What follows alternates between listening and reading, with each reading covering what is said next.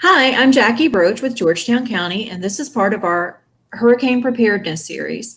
I am here with Brandon Ellis from Georgetown County Emergency Management and Stephen Pfaff from the National Weather Service in Wilmington, North Carolina.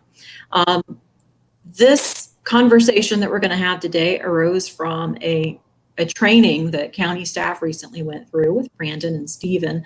And we thought that some of the information that we received there would be really interesting for the public to hear a little more about. So one of the things that you guys talked about during that training session that really struck me as being important, that I think a lot of people don't know or don't really consider, is how decisions are made when, we're talking about an evacuation, and how everybody really focuses on what category that storm is. For a category 1 or 2, they pretty much just blow it off. Oh, I'm not going to leave for that. So can you, Brandon or Stephen, talk with me just a little bit about how those decisions are made and why the category of a storm may not necessarily be all that important when we're making evacuation decisions? So from an emergency management perspective, yes, we take into account all of the forecast information from the National Weather Service and our other partners to make the most informed decision regarding the evacuation zones that we would be recommending to be activated for the evacuation. Obviously, we're in close coordination with Steve and his crew over at NWS Wilmington, and taking into account specifically information regarding storm surge, flooding, tide cycles, those type parameters, not so much the wind. Obviously, wind is a factor, but it's not the sole factor in determining what areas we plan to evacuate during a tropical cyclone event. Yeah, and Brandon, you hit some key points too, and obviously it's more than just the wind, which is what people need to be making their decision on whether to stay or go, and of course following local instructions from the county leadership and state leadership. There is a time and place for the wind information in the Saffir-Simpson scale, which has that category rating from category 1, the weakest hurricane regarding winds, and the category 5, the strongest regarding winds. And that is for when we do expect to have a major hurricane at landfall. But there's a lot of pitfalls just when people rely just on a decision, well, I'm not going to evacuate unless it's category 3 or 4.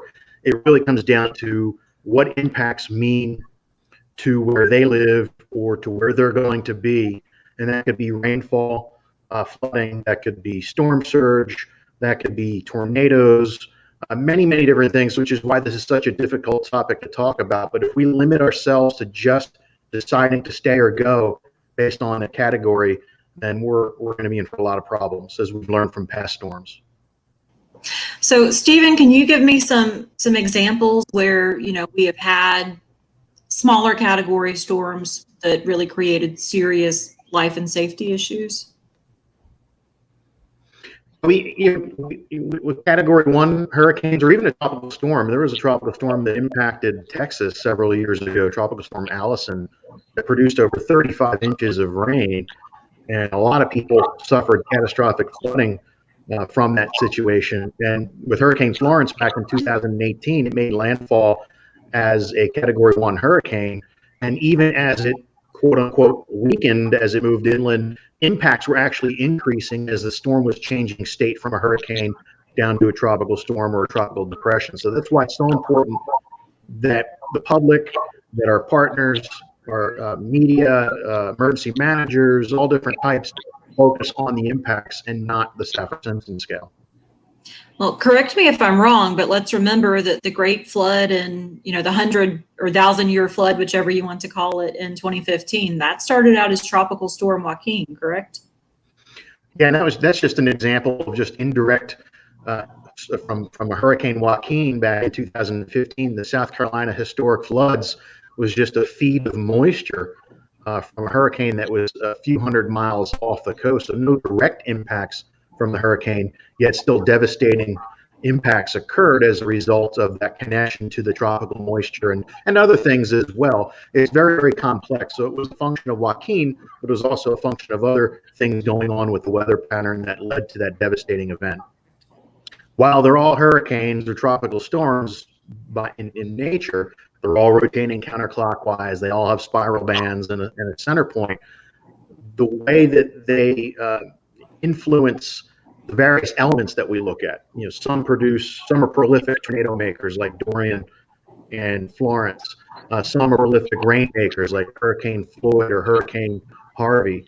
Some of them produce significant storm surge like Hurricane Sandy, which was another Category 1 storm on the Saffir-Simpson scale, yet it yielded catastrophic storm surge in parts of New York and New Jersey as it moved onshore. So that's why with the Weather Service, with the National Hurricane Center, with our partners, with the media, the meteorologists, when we look at the forecast, we look at those various elements, and that's where it's important to be as accurate as we can to provide Brandon and other emergency managers with critical information so they can make life-saving decisions and with the information we provide them. So, Brandon, in regard to hurricanes and evacuation orders, what message or advice do you have for people who are watching right now? Obviously, evacuations and hurricane season in general this year will be compounded based off of, the COVID-19 situation. So we're looking at many unique planning considerations that we're having to adapt to given the COVID-19 situation. As always, we encourage our evacuating population to do so early.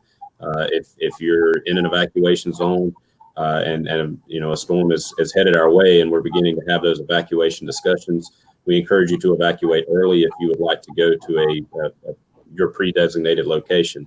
If you wait until the evacuation is initiated, you will have to follow the prescribed evacuation route, and you will not be able to get off of that evacuation route until it is complete. The Georgetown County evacuation route actually goes from US 17 to Highway 521 to Highway 261 up to US 378 and then on to Columbia. So if you want to go anywhere other than Columbia, you need to evacuate before the evacuation order is officially activated and before that process is initiated locally, or you will be stuck on that prescribed route, the prescribed route until its completion. One thing, just as resources that are out there, there's a lot of information. There's a lot of misinformation that's out there as well. We call it, fake weather. You see it before a storm. You see it during a storm and after a storm. And before a storm, what we typically see is misinformation shared through social media in particular. Sometimes news stations, logos will be hijacked, or even the National Hurricane Center graphics will be hijacked and modified, bringing storms to areas they're not expected to go. Oftentimes, people will share worst case scenario. There's thousands of different model solutions out there, and what gets shared is the worst case scenario. You just rely on the expertise with the forecasters at the National Hurricane Center. The specialists there have over 175 years combined experience. So when you see a lot of information, you need to validate before you share. Don't share it just because you can. Share credible information. Point people towards the National Hurricane Center. Point people towards Georgetown County's emergency management PIO information, or to the state. Don't just share it because you can. We have to do our diligence.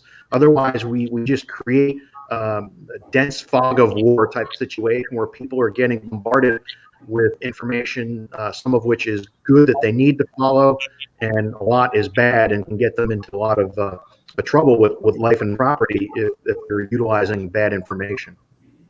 Absolutely. I know that NWS has a good presence on Facebook. So does Georgetown County and Emergency Management. So, there's always a way to verify your information to find accurate, reliable information. So anybody who has questions about that is more than welcome to contact the Georgetown County Public Information Office. Our website is gtcounty.org, and if you'd like to find information about emergency management, it's gtcounty.org/GCEMD. Gentlemen, thank you so much for joining us today. I really appreciate it, and hopefully we will have a slow hurricane season, though it looks like that may not be the case according to predictions. Yeah, Jackie, if we could, before we close, I would just like to encourage the citizens of Georgetown County to, begin preparing now take your personal preparedness personal. Utilize our social media outlets, our website, South Carolina Emergency Manager app.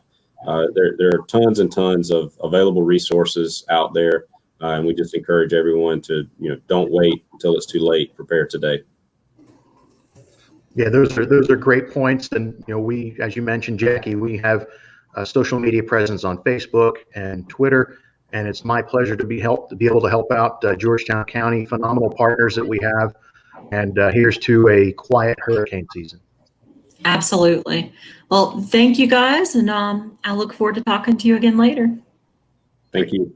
Take care.